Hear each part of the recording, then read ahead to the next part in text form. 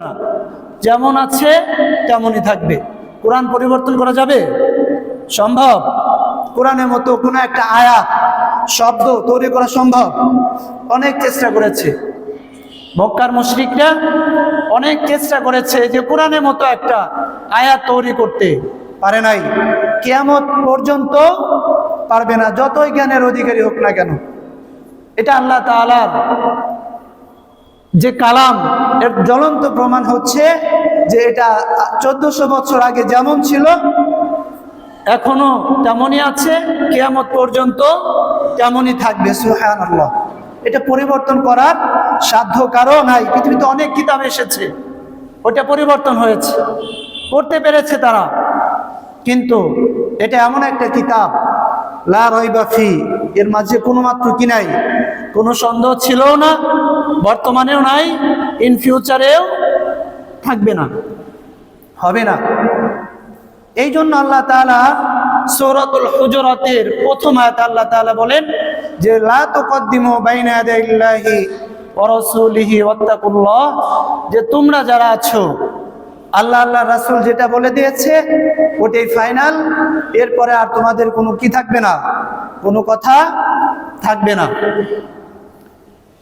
দ্বিতীয় আয়াতে আল্লাহ রাব্বুল আলামিন আমাদেরকে বলেছেন, আল্লাহ রাব্বুল আলামিন বলেন, খবরদার যারা বিশ্বাসী বলে নিজেদের দাবি করো, তোমাদের ভয়েসটা যেন, তোমাদের আওয়াজটা যেন রাসূলের আওয়াজের চাইতে উঁচু না হয়ে যায়, তোমাদের সাউন্ডটা যেন রাসূল আকরাম সাল্লাল্লাহু আলাইহি ওয়াসাল্লামের সাউন্ডের চাইতে তোমাদের ভয়েসটা যেন উঁচু না হয়ে যায়। যদি তোমাদের ভয়েসটা রাসূলের ভয়েসের চাইতে উঁচু হয়ে যায়, তাহলে আল্লাহ রাব্বুল আলামিন বলেন আমি তোমাদের সমস্ত আমলগুলো বরবাদ করে দিব। ওয়া আনতুম লা তাশউরুন, তোমরা উপলব্ধিও করতে পারবে না, জানতেও পারবে না যে তোমাদের আমলগুলো নষ্ট হয়ে গেছে। আল্লাহ রাব্বুল আলামিন দ্বিতীয় আয়াতে বলছেন যে তোমাদের আওয়াজটা যেন যদি রাসূলের আওয়াজের চাইতে উঁচু হয়ে যায়, তাহলে আমি আল্লাহ রাব্বুল আলামিন তোমাদের যত নেক আমল আছে সবগুলো নেক আমল আমি আল্লাহ রাব্বুল আলামিন ধ্বংস করে দিব, তোমাদের কোনো আমল থাকবে না। কিয়ামতের ময়দানে অনেক মানুষ উত্থিত হবে, দেখবে যে তাদের ঈমান পর্যন্ত নেই, তারা আমল হারা হয়ে উঠবে, তারা আফসোস করবে। আফসোস করার কারণে তারা যখন আল্লাহর সম্মুখীন হবে তখন আল্লাহ তাআলা বলে দিবেন, ফেরেশতারা বলে দিবেন, এই কারণে তোমার সমস্ত আমলগুলো কি হয়ে গেছে, ধ্বংসপ্রাপ্ত হয়ে গেছে। আল্লাহ তাআলা রাসূলকে শিখানোর মাধ্যমে আমাদেরকে শিখাতে চেয়েছেন, আমাদেরকে শিখিয়েছেন যে রাসূলের আওয়াজের চাইতে যেন তোমাদের আওয়াজটা উঁচু না হয়ে যায়। এই জন্য আল্লাহ রাব্বুল আলামিন বলেন, ইয়া আইয়ুহাল্লাযীনা আমানু লা তারফাউ আসওয়াতাকুম ফাওকা সাওতিন নাবিয়্যি ওয়া লা তাজহারু লাহু বিল কওলি কাজহরি বা'দিকুম লিবা'দিন আন تحبط أعمالكم وأنتم لا تشعرون। পড়েন সুবহানাল্লাহ। আল্লাহ রাব্বুল আলামিন বলেন, খবরদার তোমাদের ভয়েসটা যেন রাসূলের ভয়েসের চাইতে উঁচু না হয়ে যায়। তোমাদের ভয়েসটা যদি রাসূলের ভয়েসের চাইতে উঁচু হয়ে যায়, তাহলে আমি আল্লাহ রাব্বুল আলামিন তোমাদের সমস্ত আমলগুলো নষ্ট করে দিব, তোমাদের সমস্ত আমলগুলো বরবাদ করে দিব। আল্লাহর হাবিব সাল্লাল্লাহু আলাইহি ওয়াসাল্লাম বনি তামিম গোত্রের নেতা কি হবে? আয়াত নাজিলের প্রেক্ষাপট কি ছিল? যে রাসূল আকরাম সাল্লাল্লাহু আলাইহি ওয়াসাল্লামের দরবারে বনি তামিম গোত্রের কিছু লোক আসলো। রাসূল আকরাম সাল্লাল্লাহু আলাইহি ওয়াসাল্লামকে বলেন, ইয়া রাসূলুল্লাহ, ইয়া হাবিবাল্লাহ, ওগো আল্লাহর রাসূল সাল্লাল্লাহু আলাইহি ওয়াসাল্লাম, আমাদের নেতা কে হবে? আপনি যদি একটু সিলেক্ট করে দিতেন।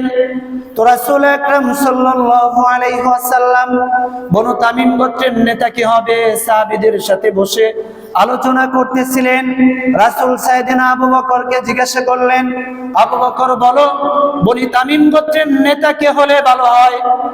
সাইয়েদনা আবু বকর বললেন, ইয়া রাসূলুল্লাহ, ইয়া হাবিবাল্লাহ, ওগো আল্লাহর রাসূল সাল্লাল্লাহু আলাইহি ওয়াসাল্লাম, আমার মতামত হচ্ছে বনি তামিম গোত্রের নেতা আকরা ইবনে হাবিস হলে ভালো হয়।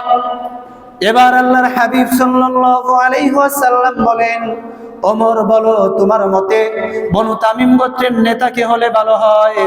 সাইয়েদনা ওমর রাদিয়াল্লাহু তাআলা আনহু বলেন, ইয়া রাসূলুল্লাহ, ইয়া হাবিবাল্লাহ, ওয়া আল্লাহর রাসূল সাল্লাল্লাহু আলাইহি ওয়াসাল্লাম, আমার মতামত হচ্ছে বনি তামিম গোত্রের নেতা কাকা ইবনে মাবাদ হলে ভালো হয়। আল্লাহর হাবিব সাল্লাল্লাহু আলাইহি ওয়াসাল্লাম নেতা নির্বাচনে সাহাবীদের সাথে পরামর্শ নিতেছিলেন। সাইয়েদনা আবু বকর বললেন, আমার মতে আকরা ইবনে হাবিস হলে ভালো হয়, কারণ সে যোগ্যতা সম্পন্ন লোক, তার যোগ্যতা আছে, নেতৃত্বে দেওয়ার যে কোয়ালিটি আছে, যে গুণ আছে, ওই গুণগুলো তার মাঝে বিদ্যমান। সাইয়েদনা ওমর বলে, আবু বকর বোঝো নাই, আমি যার কথা বলেছি কাকা ইবনে মাবাদ হলে ভালো হয়, কারণ আকরা ইবনে হাবিসের চাইতে কাকা ইবনে মাবাদ অনেক জ্ঞানী মানুষ, অনেক শিক্ষিত মানুষ। সাইয়েদনা আবু বকর ওমর তর্ক করতে করতে রাসূলের আওয়াজের চাইতে তাদের আওয়াজটা উঁচু হয়ে যায়। আল্লাহ রাব্বুল আলামিন আকাশ থেকে এটা সহ্য করেন নাই, আকাশ থেকে বসে এটা সহ্য করতে পারেন নাই। আল্লাহ রাব্বুল আলামিন আয়াত নাজিল করে জানিয়ে দিয়েছেন, লা তারফাউ আসওয়াতাকুম ফাওকা সাওতিন নবী, খবরদার তোমাদের আওয়াজটা যেন রাসূলের আওয়াজের চাইতে উঁচু না হয়ে যায়। তোমাদের আওয়াজটা যদি রাসূলের আওয়াজের চাইতে উঁচু হয়ে যায়, আমি আল্লাহ রাব্বুল আলামিন আন তাহবাতা আমালুকুম, তোমাদের সমস্ত আমলগুলো বরবাদ করে দিব।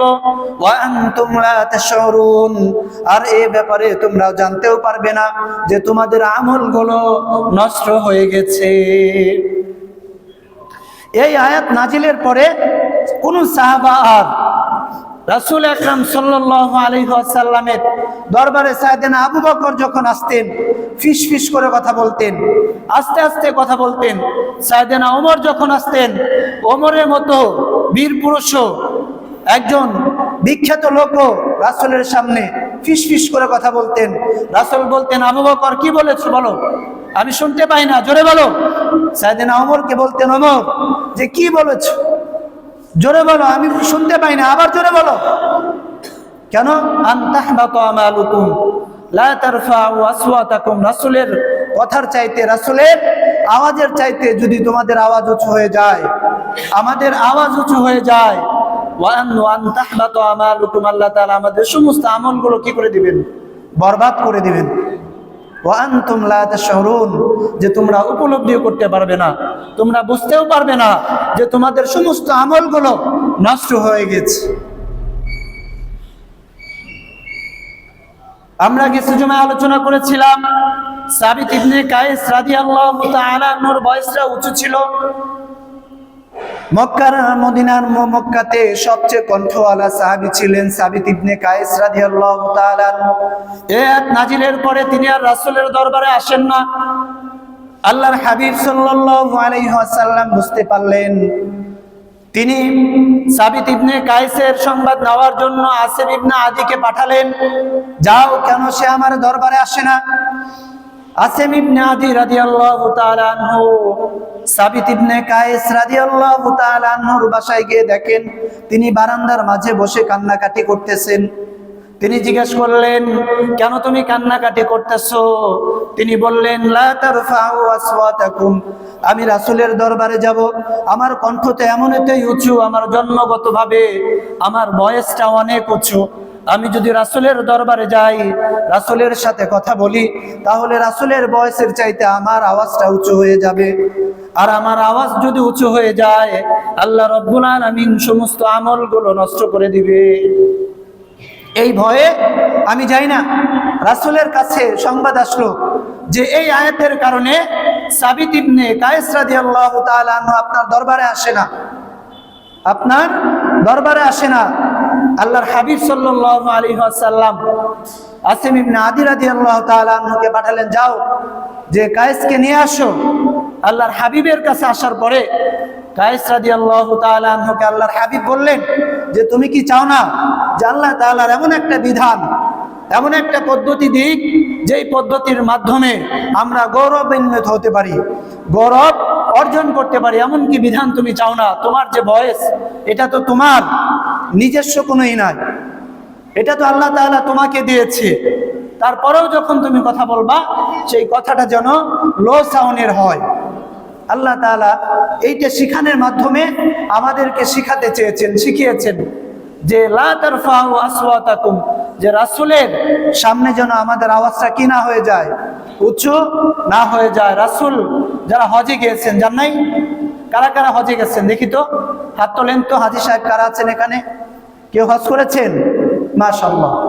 হজে যারা দেখেছেন, এই আয়াতটা লেখা আছে রাসূলের রওজা মুবারকে, আয়াতটা লেখা আছে লা তারফাউ আসওয়াতাকুম ফাওকা সাওতিন নবী, যে রাসূলের সামনে গিয়েছেন, যে রাসূলকে কখনো দেখেন নাই, তাই না?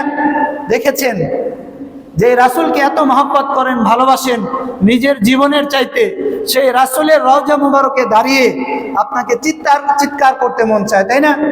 চিৎকার করে রাসূলকে ডাকতে মন চায়, ইয়া রাসূলুল্লাহ, ইয়া হাবিবাল্লাহ, লাব্বাইকা ইয়া রাসূলুল্লাহ, ইয়া হাবিবাল্লাহ, আপনার উম্মত আমি হাজির, আমি এখানে আপনাকে সালাম দেওয়ার জন্য সুদূর বাংলাদেশ থেকে এসেছি, চিৎকার করে বলতে চাই। কিন্তু ওই খবরে রাসূলের রওজা মুবারকে লেখা আছে যে লা তারফাউ আসওয়াতাকুম ফাওকা সাওতিন নবী, খবরদার আওয়াজ উঁচু করে রাসূলকে কি করা যাবে না, সম্বোধন করা যাবে না। রাসূল সাল্লাল্লাহু আলাইহি ওয়াসাল্লামের তো এখন নেই। এটা কি রাসূলের ক্ষেত্রে শুধু প্রযোজ্য? এটা রাসূলের ক্ষেত্রে শুধু প্রযোজ্য নয়, যারা রাসূলের অনুসারী যারা আছে, রাসূলের রাহবার যারা আছে, তাদের ক্ষেত্রেও এটা প্রযোজ্য। বাবা মা যারা আছে, তাদের ক্ষেত্রেও এটা প্রযোজ্য। উস্তাদ যারা আছে, মুরব্বী সমতুল্য যারা আছে, তাদের সাথেও উঁচু গলায় কি করা যাবে না, কথা বলা যাবে না। আল্লাহ তাআলা নিষেধ করে দিয়েছেন যে যদি কথা বলো আন তাহবাতা আমালুকুম, তোমাদের আমলগুলো আমি কি করে দিব, নষ্ট করে দিব। ওয়া আনতুম লা তাশউরুন, যে তোমরা উপলব্ধিও করতে পারবে না। তাহলে বুঝে গেল যে আল্লাহ তাআলার দ্বিতীয় যে গাইডলাইনটা আছে, প্রথম গাইডলাইন ছিল লা তুকদ্দিমু বাইনা ইয়াদাইল্লাহ, আল্লাহ রাসূল যে বিধান দিয়েছেন ওই বিধানটাই ফাইনাল। এই ফাইনাল বিধানের পরে আর অন্য কোনো বিধান আমরা কি করতে পারবো না, পছন্দ করতে পারবো না। 2 নাম্বার গাইডলাইন হচ্ছে লা তারফাউ আসওয়াতাকুম, আমাদের আওয়াজটা যেন রাসূলের আওয়াজের চাইতে উঁচু না হয়ে যায়। রাসূলের আওয়াজের চাইতে যদি আমাদের আওয়াজটা উঁচু হয়ে যায়, তাহলে আল্লাহ তাআলা আমাদের সমস্ত আমলগুলো নষ্ট করে দিবেন, আমরা কি করতে পারবো না, জানতেও পারবো না। এই জন্য বাবার বয়সী যারা আছে, তাদের সাথে আমরা কখনোই কি করব না, উঁচু আওয়াজে কথা বলবো না। শিক্ষক সমতুল্য যারা আছে, তাদের সাথে সম্মানিত ব্যক্তি যারা আছে, মসজিদের সেক্রেটারি সভাপতি সাহেব যারা আছেন, তাদের সাথেও আমরা কি করব না, উঁচু আওয়াজে কথা বলবো না, উঁচু গলায় কথা বলা যাবে না। এরপরে 3 নাম্বার গাইডলাইন হচ্ছে আল্লাহ রাব্বুল আলামিন বলেন ইন্নাল্লাযীনা ইউনাদুনাকা মিন ওয়ারাইল হুজুরাত। আল্লাহ রাব্বুল আলামিন এই আয়াত কেন নাজিল করলেন? এই আয়াতের নাজিলের শানে নুজুলটা কি? মক্কার কিছু বেদুইন লোক ছিল, মক্কাতে কিছু বেদুইন লোক ছিল, আল্লাহর হাবিব সাল্লাল্লাহু আলাইহি ওয়াসাল্লামের প্রতি ঈমান এনেছে। ঈমান এনে তারা গর্ববোধ করেছে। কেন গর্ববোধ করে? তারা মনে মনে ভাবছে যে রাসূলের অনুসারী হয়েছে আমরা, রাসূলের কোনো অনুসরণ ছিল না, আল্লাহকে কেউ মানে না, এই জন্য আমরা আল্লাহকে মেনে আল্লাহর প্রতি অনুগ্রহ করেছি। আমরা রাসূলকে অনুসরণ করে রাসূলের প্রতি অনুগ্রহ করেছি, রাসূলকে ধন্য করেছি। এই জন্য তারা রাসূল সাল্লাল্লাহু আলাইহি ওয়াসাল্লামের বাসায় এসে তারা চিৎকার করে বলতেছে, ইয়া মুহাম্মাদ উখরুজ ইলাইনা, হে মুহাম্মদ বাইরে আসো, হে মুহাম্মদ বাইরে চলে আসো। আমরা যেরকম আমাদের কোনো এমপিকে ভোট দিয়ে নির্বাচন করি, কোনো চেয়ারম্যানকে নির্বাচন করি, চেয়ারম্যান যদি ও এলাকায় যায় বলি, আরে চেয়ারম্যান সাহেব আপনি তো আমাদের ভোটে নির্বাচন হয়েছেন আর আমাদের কথা শুনবেন না, এটা হতে পারে? আমরাই তো আপনাকে নির্বাচন করেছি, এমপি বানিয়েছি, চেয়ারম্যান বানিয়েছি, তা আপনি আমাদের কথা শুনবেন না, কার কথা শুনবেন? আমাদের যখন ইচ্ছা তাই করব, যা ইচ্ছা তাই করব, কারণ আপনি আমাদের দ্বারা কি হয়েছেন? নির্বাচিত হয়েছেন। ঠিক এভাবেই মক্কার কিছু বেদুইন লোক রাসূল আকরাম সাল্লাল্লাহু আলাইহি ওয়াসাল্লামকে এসে উপদেশ দিতেছে, মুহাম্মদ উখরুজ ইলাইনা, এই বাইরে আসো। মুহাম্মদ তুমি কি করো? বাইরে আসো। আরে আমরা তোমার অনুসারী, এই মক্কাতে তোমার কোনো অনুসারী নাই, মুসলিমে কয়েকজন মাত্র তোমার অনুসরণ করে, আমরা তোমার অনুসারী হয়ে তোমাকে ধন্য করেছি, এই জন্য তুমি কি করো? বাইরে আসো। তাদের ভিতরে একটা অহংকার সৃষ্টি হয়েছে, তাদের এই কথাগুলো পছন্দ হয় নাই, তাদের এই ডাকাটা পছন্দ হয় নাই যে রাসূল সাল্লাল্লাহু আলাইহি ওয়াসাল্লামকে তারা মুহাম্মদ বলে ডাকবে। আমরা যেরকম একজনকে ফ্রেন্ড সার্কেল থাকলে বলি না, এই ইমরুল্লাহ এদিকে আয়, বলি না, এই আবু বকর এদিকে আয় শোন, আমরা এইভাবে সম্বোধন করি না? বলেন তো রাসূলকে এইভাবে সম্বোধন করা যাবে? হ্যাঁ, রাসূল তো মানুষ, কিন্তু তিনি সাধারণ কোনো মানুষ? তিনি তো অসাধারণ কোনো মানুষ। রাসূল তো নবী, তিনি কি সাধারণ নবী? তিনি তো মহানবী, তাই না? তিনি তো মানব, তিনি কি সাধারণ মানব? তিনি হচ্ছেন মহামানব। এটা রাসূলের ক্ষেত্রে প্রযোজ্য নয়। আমি আপনি ফ্রেন্ড সার্কেলে ডাকতে পারি মহব্বত করে, ভালোবাসে, কিন্তু রাসূলকে মহব্বত করেও রাসূলের নাম ধরে কি করা যাবে না? ডাকা যাবে না। আল্লাহ রাসূল সাল্লাল্লাহু আলাইহি ওয়াসাল্লামকে ডাকতে হবে ইয়া হাবিবাল্লাহ, ইয়া রাসূলুল্লাহ, এভাবে রাসূলকে ডাকতে হবে, রাসূলের নাম ধরে ডাকা যাবে না। এই আয়াত নাজিল করে আল্লাহ তাআলা যখন মক্কার কিছু বেদুইন লোক রাসূলকে এইভাবে সম্বোধন করে ডাকেন, আল্লাহ তাআলা আয়াত নাজিল করে জানিয়ে দিলেন যে ইন্নাল্লাযীনা ইউনাদুনাকা মিন ওয়ারাইল হুজুরাতি আকসারুহুম লা ইয়াকিলুন। আল্লাহ তাআলা পরে বলেন, ওয়ালাউ আন্নাহুম সাবারু হাত্তা তাখরুজা ইলাইহিম লাকানা খায়রাল লাহুম। তারা যদি রাসূলের কাছে গেছে, তারা যদি ধৈর্য ধারণ করত, অপেক্ষা করত যে রাসূল আকরাম সাল্লাল্লাহু আলাইহি ওয়াসাল্লাম জোহরের নামাজ পড়ে খাবার খেয়ে একটু কাইলুলা করতেছিলেন, তখনই মক্কার কিছু বেদুইন লোক এসে রাসূলকে ডাক পাঠাচ্ছেন যে ইয়া মুহাম্মদ উখরুজ ইলাইনা, হে মুহাম্মদ আসো, তোমার সাথে আমাদের কিছু কথা আছে। এরপর আল্লাহ রাব্বুল আলামিন বলেন, ওয়ালাকিন্নাল্লাহা হাব্বাবা ইলাইকুমুল ঈমান। তারা মনে করেছিল আমরা ঈমান এনেছি, আমরা ঈমান এনেছি, রাসূলকে ধন্য করেছি, আল্লাহ তাআলাকে ধন্য করেছি।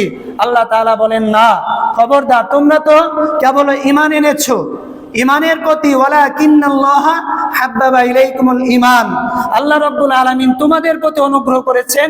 কিভাবে? ঈমানকে তোমাদের প্রতি, তোমাদের দিলে মহব্বত সৃষ্টি করে দিয়েছেন। সুবহানাল্লাহ। ঈমানের প্রতি আল্লাহ রাব্বুল আলামিন মহব্বত সৃষ্টি করে দিয়ে তোমাদের প্রতি কি করেছেন? আল্লাহ তাআলা অনুগ্রহ করেছেন। তোমরা ঈমান এনে আল্লাহর প্রতি অনুগ্রহ করো নাই, বরং ঈমানের মহব্বত তোমার দিলে আল্লাহ তাআলা তৈরি করে দিয়ে আল্লাহ তাআলা তোমাদের প্রতি কি করেছেন? অনুগ্রহ করেছেন। ওয়ালাকিন্নাল্লাহা হাব্বাবা ইলাইকুমুল ঈমানা ওয়া যায়্যানাহু ফি কুলুবিকুম ওয়া কাররাহা ইলাইকুমুল কুফরা ওয়াল ফুসুকা ওয়াল ইসয়ান। আল্লাহ তাআলা বলেন যে কুফর যে আছে, পাপাচার যে আছে, অবাধ্যতা যে আছে, এটা তোমাদের প্রতি আমি কি করে দিয়েছি? অপ্রিয় করে দিয়েছি, আর ঈমানটাকে তোমাদের জন্য প্রিয় করে দিয়েছি। সুবহানাল্লাহ। এই জন্য তোমরা ঈমান এনেছো, নিজেকে ধন্য মনে করো না, নিজেকে নিজের মাঝে অহংকার সৃষ্টি করো না যে আল্লাহ তাআলার অনুসারী হয়েছে, আল্লাহকে মানি বিধায় আমরা আল্লাহকে কি করেছি? আল্লাহর প্রতি অনুগ্রহ করেছি, এটা ভেবো না। বরং ঈমান নামক দৌলত যে আল্লাহ তাআলা তোমার দিলে দিয়েছেন, তোমার মাঝে দান করেছেন, এই জন্য তুমি আল্লাহর প্রতি কি থাকো? কৃতজ্ঞ থাকো। এই জন্য যারা মুমিন আছে, মুসলিম আছে, অন্য ধর্মের লোকদের আমরা গুনায় ধরি না, আরে ওরা তো জাহান্নামে যাবে, ওদের গুনার টাইম আছে, ওদের ভাবার টাইম আছে, এরকম ভাবার কোনো কারণ নাই, এরকম ভাবা যাবে না। আজ তারা ঈমান হারা, আপনার অহংকারের কারণে আপনি ঈমান হারা হয়ে যাবেন। যার ঈমান নাই আল্লাহ চাইলে তাকে ঈমান দিয়ে ধন্য করতে পারেন, ঠিক কিনা? পারেন না আল্লাহ তাআলা? এই জন্য ঈমান আছে বলেই অন্য ধর্মের লোকদের সাথে কি করা যাবে না? বেয়াদবি করা যাবে না। আরে ওরা তো জাহান্নামে যাবে, মরলেই তো ওরা কোথায় যাবে? জাহান্নামে যাবে। ওদের সাথে আবার কিসের লেনদেন, কিসের মুআমালাত, কিসের মুআশারাত? এদের সাথে কোনো কথা নাই। না, এটা আল্লাহর জমিনে সবাই আল্লাহর বান্দা, সবার সাথে ভালো ব্যবহার করে চলতে হবে। এই জন্য আল্লাহ তাআলা যে দেখেন কত কি ম্যানার, যে রাসূল সাল্লাল্লাহু আলাইহি ওয়াসাল্লামকে শুধু শিখেছেন যে কিভাবে একটা বাড়িতে গেলে আমরা এমপির বাড়িতে যাই, চেয়ারম্যানের বাড়িতে যাই, সম্মানিত ব্যক্তির বাড়িতে গিয়ে কিভাবে আমরা যাব, আমাদের যাওয়াটা কিভাবে হবে, এটা আল্লাহ তাআলা মূলত আমাদেরকে কি করতে চেয়েছেন? শিখাতে চেয়েছেন। যে সম্মানিত ব্যক্তির বাড়িতে গেলে যে তোমরা কিভাবে সম্মানিত ব্যক্তিকে আগে সম্বোধন করবে, আগে প্রথমে কি করতে হবে? সালাম দিতে হবে, আসসালামু আলাইকুম ওয়া রাহমাতুল্লাহ। যদি সালামের জবাব আছে তাহলে পরবর্তী কাজ কি এটা আপনি বলতে পারবেন। কিন্তু সালামের উত্তর না আসলে আপনাকে আগে কি করতে হবে? অপেক্ষা করতে হবে। আপনি হুট করে কোথায় যেতে পারবেন না, ঘরের ভিতরে ঢুকে যেতে পারবেন না, আপনাকে অপেক্ষা করতে হবে। আল্লাহ তাআলা বলে দিয়েছেন যে ওয়ালাউ আন্নাহুম সাবারু, যদি তারা ধৈর্য ধারণ করত, লাকানা খায়রাল লাকুম, তাহলে তাদের জন্য সেটা মঙ্গল হতো। আমরাও যদি কোনো সম্মানিত ব্যক্তির বাড়িতে যাই তাহলে আমাদেরকে প্রথমে কি করতে হবে? ধৈর্য ধারণ করতে হবে। আপনি যাই যদি বলেন যে চেয়ারম্যান সাহেব কই, আমার দরকার, তাড়াতাড়ি তাকে আসতে বলেন, চেয়ারম্যানের কাজ নাই? হ্যাঁ, আপনার যেরকম জরুরত আছে তারও তো জরুরত থাকতে পারে, পার্সোনাল কাজ থাকতে পারে না? এই জন্য আমরা রেগে যাই, রেগে যাওয়া যাবে না। কারণ কোরআনের জ্ঞান না থাকার কারণেই আপনি রেগে যান। আপনি যদি এ জানতেন আপনি কখনো রাখতে পারবেন? রাখতে পারবেন? পারবেন না। এই জন্য আপনি যেই ঘরে ঢুকেন না কেন, রাসূল বলেন, এক সাহাবী বললেন, ইয়া রাসূলুল্লাহ, আমার মা তো অসুস্থ, আমার মায়ের ঘরে যদি ঢুকতে চাই তাহলে কি অনুমতি নেওয়া লাগবে? তো রাসূল বলেন যে সাহাবীকে, তুমি কি তোমার মাকে উলঙ্গ দেখতে চাও? তো সাহাবী বললেন, ইয়া রাসূলুল্লাহ, এটা কেমন কথা? আমি আমার মাকে তো কখনোই উলঙ্গ অবস্থায় দেখতে চাই না। তো রাসূল বললেন, তুমি যদি তোমার মায়ের ঘরেও প্রবেশ করো তাহলেও সালাম দিয়ে কি করবে? প্রবেশ করবে, অনুমতি নিয়ে প্রবেশ করবে। কিন্তু এই আমলগুলো আমাদের সমাজে নাই। আমাদের বড় ভাই বিয়ে করেছে, ভাবির রুমে ঢুকতে আমরা কি করি না? অনুমতি নেই না। ভাইয়ের রুমে ঢুকতে অনুমতি নেই না। বাবার রুমে ঢুকতেও আমরা সালাম দেই না। অথচ রাসূল বলেছেন যে কোনো রুমে ঢোকার আগে তার অনুমতি নিয়ে ঢোকো, অনুমতি ছাড়া তুমি তার রুমে ঢোকো না। তাহলে সে একজন মানুষ রুমে কি অবস্থায় থাকে দেখে আমরা বুঝতে পারি? কারো জানা আছে? জানা নাই। কিন্তু যদি আপনি অনুমতি না ঢোকেন তাহলে সে যদি অন্য একটা অবস্থায় থাকে তাহলে তো সে নিজেকে শুধরে নিতে পারবে না। এই জন্য অনুমতি নিয়ে ঢুকতে হবে। এটা হচ্ছে 3 নাম্বার গাইডলাইন, যে আমরা যদি কখনো কারো বাসায় যাব তাহলে আমরা কি নেব? অনুমতি নিয়ে সে বাসায় প্রবেশ করব। বাংলাদেশে যে আমাদের অনেক আছে এগুলো মানতে চায় না, এগুলো মানার দরকার আছে না নাই? মানবেন তো ইনশাআল্লাহ? আল্লাহ তাআলা তৌফিক দান করুক। 3 নাম্বার গাইডলাইন হচ্ছে, 4 নাম্বার গাইডলাইন আল্লাহ রাব্বুল আলামিন বলেন, ইয়া আইয়ুহাল্লাযীনা আমানু ইন জাআকুম ফাসিকুম বিনাবাইন ফাতাবায়ানু। আল্লাহর হাবিব সাল্লাল্লাহু আলাইহি ওয়াসাল্লাম, আল্লাহ রাব্বুল আলামিন বলেন, যদি কোনো ফাসিক ব্যক্তি কোনো তথ্য আনয়ন করে, কোনো ইনফরমেশন দেয়, কোনো তথ্য দেয়, সেটাকে আগে জাস্টিফাই করতে হবে, যাচাই বাছাই করতে হবে। যাচাই বাছাই না করে ওই তথ্য শোনার পরে যদি কোনো সিদ্ধান্ত নাও, ওই সিদ্ধান্ত নেওয়ার পরে যদি কোনো ক্ষতি হয়ে যায় তাহলে এর সম্পূর্ণ দায়ভার তোমাকেই নিতে হবে। এই দায়ভারটা তোমাকে নিতে হবে। যে একজন ব্যক্তি, ফাসিক ব্যক্তি যদি কোনো তথ্য আনয়ন করে, যে এর পরিপ্রেক্ষিতে যদি আপনি কোনো সিদ্ধান্ত নেন, ডিসিশন নেন, এর দ্বারা যদি কোনো ক্ষতি হয়ে যায় তাহলে এর সম্পূর্ণ দায়ভার আপনাকেই নিতে হবে। আল্লাহর হাবিব সাল্লাল্লাহু আলাইহি ওয়াসাল্লাম বনু মুস্তালিক গোত্রে জয়লাভ করলেন। বনি মুস্তালিক গোত্রে যুদ্ধে জয়লাভ করার পরে রাসূল আকরাম সাল্লাল্লাহু আলাইহি ওয়াসাল্লামের কাছে বনি মুস্তালিকের নেতা হারিস ইবনে মিরার রাদিয়াল্লাহু তাআলা আনহু রাসূল আকরাম সাল্লাল্লাহু আলাইহি ওয়াসাল্লামকে বলছেন, ইয়া রাসূলুল্লাহ, ইয়া হাবিবাল্লাহ, আমরা তো ঈমান এনেছি, আমরা তো জানি না যে ঈমান আনার পরে আমাদের কাজগুলো কি কি। আল্লাহর হাবিব সাল্লাল্লাহু আলাইহি ওয়াসাল্লাম বলেন যে তোমরা ঈমান এনেছো, তোমাদের সর্বপ্রথম কাজ হলো তোমরা নামাজ আদায় করবা আর যাকাত দিবা। হারিস ইবনে মিরার বললেন, ইয়া রাসূলুল্লাহ, ইয়া হাবিবাল্লাহ, ওগো আল্লাহর রাসূল সাল্লাল্লাহু আলাইহি ওয়াসাল্লাম, তাহলে আমাদের তো সম্পদ আছে, আপনি আমাদের কাছ থেকে যাকাত গ্রহণ করেন। রাসূল আকরাম সাল্লাল্লাহু আলাইহি ওয়াসাল্লাম বলেন, হালানিল হাউল, তোমরা 1 বছর পরে যাকাত দিবা, মাত্র তো ঈমান এনেছো। যাকাত দেওয়ার নিয়ম হচ্ছে তোমাদের কাছে যেই সম্পদ আছে সেই সম্পদটা 1 বছর অতিবাহিত হতে হবে। রাসূল আকরাম সাল্লাল্লাহু আলাইহি ওয়াসাল্লাম বললেন, 1 বছর পরে তোমরা যাকাত আদায় করবা।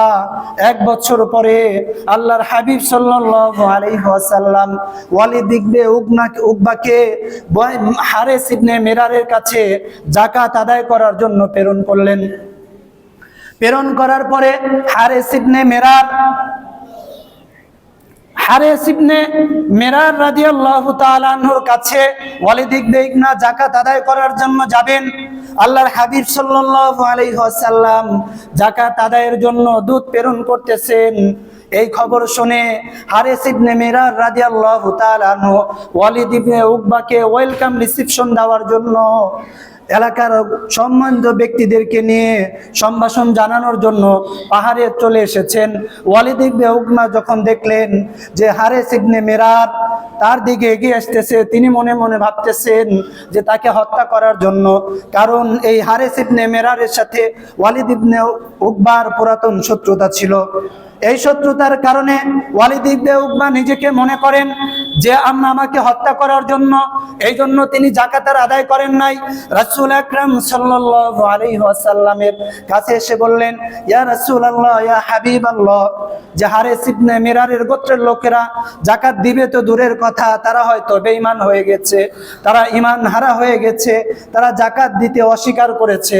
রাসূল আকরাম সাল্লাল্লাহু আলাইহি ওয়াসাল্লাম ওয়ালিদ ইবনে খালিদ বিন ওয়ালিদ রাদিয়াল্লাহু তাআলা আনহুকে 1000 সৈন্য নিয়ে বনি মুস্তালিক গোত্রে আটাকের নির্দেশ দিলেন। আল্লাহ রাব্বুল আলামিন আয়াত নাজিল করে জানিয়ে দিলেন, ইনজা আকুম ফাসিকুম বিনাবাইন ফাতাবায়ানু আন তুসিবু কওমান বিজাহালাতিন ফাতুসবিহু আলা মা ফাআলতুম নাদিমিন। নবী হে, আপনি খালিদ বিন ওয়ালিদকে পরে পাঠান, যেই সংবাদটা দিয়েছে এটা কি সত্য নাকি মিথ্যা। যেই লোকটা সংবাদ দিয়েছে সে কি কোনো পাপাচারী ব্যক্তি, সে কোনো ফাসিক ব্যক্তি কিনা। এই যে আপনি যে বনু মুস্তালিক গোত্রে যে আপনি অ্যাটাক করবেন, এর দ্বারা যদি ক্ষয়ক্ষতি হয়ে যায়, যেই ক্ষয়ক্ষতি হবে সম্পূর্ণ ক্ষয়ক্ষতি কি করতে হবে, আপনার কাঁধেই দায়ভার আপনাকেই নিতে হবে। অতএব আপনি কি করবেন না, কোনো ফাসিক ব্যক্তির কোনো তথ্যর দ্বারা আপনি কোনো সিদ্ধান্ত নেবেন না। আপনি আগে যাচাই বাছাই করবেন, জাস্টিফাই করবেন, তারপরে আপনি কি করবেন, সিদ্ধান্ত নেবেন। আমাদের সমাজে দেখা যায় ফাসিক লোকের অভাব নাই, ফাসিক লোকের অভাব নাই। হুটহাট কারো কথা মতো কোনো সিদ্ধান্ত নেওয়া যাবে না। আপনি যে সিদ্ধান্ত নেবেন আগে ভেরিফাই করবেন, জাস্টিফাই করবেন, যেই কথাগুলো বলেছে এটা কি ট্রু আর রং, এটা কি সত্য নাকি মিথ্যা। যদি সত্য হয় তাহলে আপনি কি করতে পারেন, সিদ্ধান্ত নিতে পারেন। কিন্তু একজনের কথা মতো, একজনের ফাসিক ব্যক্তির কথা মতো যদি আপনি সিদ্ধান্ত নেন, তাহলে কিন্তু যদি কোনো ক্ষতি হয়ে যায় এর স্বয়ং সমস্ত দায়ভার কিন্তু আপনার কাঁধেই বর্তাবে, আপনাকেই নিতে হবে। এই জন্য আল্লাহ তাআলা বলেন যে ইনজাকুম ফাসিক, যদি কোনো ব্যক্তি নামাজ পড়ে না, রোজা রাখে না, নামাজ পড়ে না, রোজা রাখে না, তার কোনো সুন্নতি লেবাস নাই, সুন্নতি পোশাক নাই, কোরআন হাদিস সম্পর্কে জ্ঞান নাই, এমন কোনো ব্যক্তি যদি কোনো তথ্য দেয়, ওই ব্যক্তির তথ্য অনুযায়ী আমরা কোনো সিদ্ধান্ত নিতে পারি না। তাহলে আল্লাহ তাআলা রাসূলকে শিখিয়েছেন, তাই না, যে নবী হে, আপনি যদি সিদ্ধান্ত নিতেন, বনি মুস্তালিক গোত্রে একবার জয়লাভ করেছেন, আবার যদি তাদের কোনো ক্ষতি হয়ে যেত, যেই লোকটা আসলে ও তো বুঝতে পারে নাই, ও তো এখানে মিসআন্ডারস্ট্যান্ডিং হয়েছে, তাই না? ওকে তো সম্ভাষণ দেওয়ার জন্য এসেছে, কিন্তু ওর সাথে পুরাতন শত্রুতা ছিল। এই শত্রুতার কারণে ও তো ভাবতে পেরেছে যে না, আমাকে হত্যা করার জন্য। আসলে কি হারিস ইবনে ওয়ালিদ বিন উকবাকে হত্যা করার জন্য এসেছিল? আসে নাই। এই জন্য আল্লাহ তাআলার এই যে মেসেজগুলো, আল্লাহ তাআলা আমাদেরকে যে মেসেজগুলো দিয়েছেন, এটা মূলত আমাদেরকে শিখিয়েছেন। আমরাও যদি এই মেসেজগুলো থেকে আমরা আমাদের জীবনে বাস্তবায়ন করি, তাহলে আমরাও দুনিয়াতে কি পাবো? সফলতা পাবো, আখিরাতেও সফলতা পাবো। আল্লাহ রাব্বুল আলামিন যেন আমাদেরকে এই আয়াতগুলোর উপর আমল করার তৌফিক দান করেন, আমিন। ওয়া আখিরু দাওয়ানা আনিল হামদুলিল্লাহি রাব্বিল আলামিন। আমরা যারা কাবলাল জুমা 4 রাকাত নামাজ